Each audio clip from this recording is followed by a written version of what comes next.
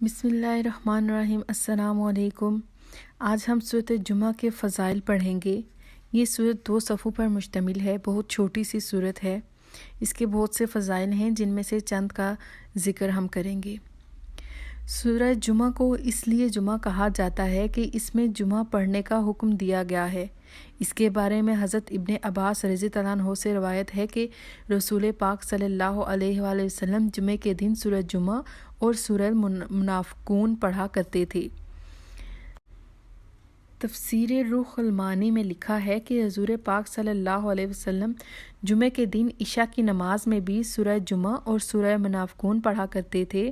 حضرت ابو ہریرہ رضی اللہ عنہ نے جمعے کے دن نماز میں پہلی رکعت میں سورہ جمعہ اور دوسری رکعت میں اذا جاءک المنافقون پڑھی تو ابو ہریرہ رضی اللہ عنہ سے ابن عباس رضی اللہ عنہ نے کہا، آپ نے وہی 2 سورتیں پڑھی ہیں جنہیں حضرت علی رضی اللہ عنہ کوفہ میں جمعے کے دن پڑھا کرتے تھے۔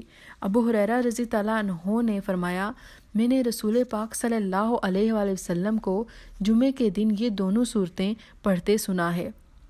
جمعے کے روز اس صورت کو 11 مرتبہ پڑھنا بے پناہ ثواب کا سبب بنتا ہے اور اللہ تعالیٰ ان سے راضی ہوتا ہے اور اس کے نامہ اعمال میں 10 گنا زیادہ نیکیوں کا اضافہ کر دیتا ہے۔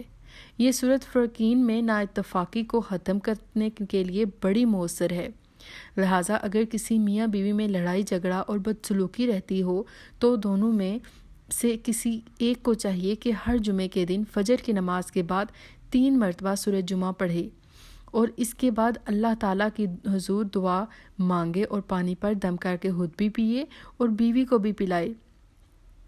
انشاءاللہ تعالیٰ اس کلام کی برکت سے نفاق دور ہو جائے گا اور میاں بیوی میں محبت پیدا ہو جائے گی۔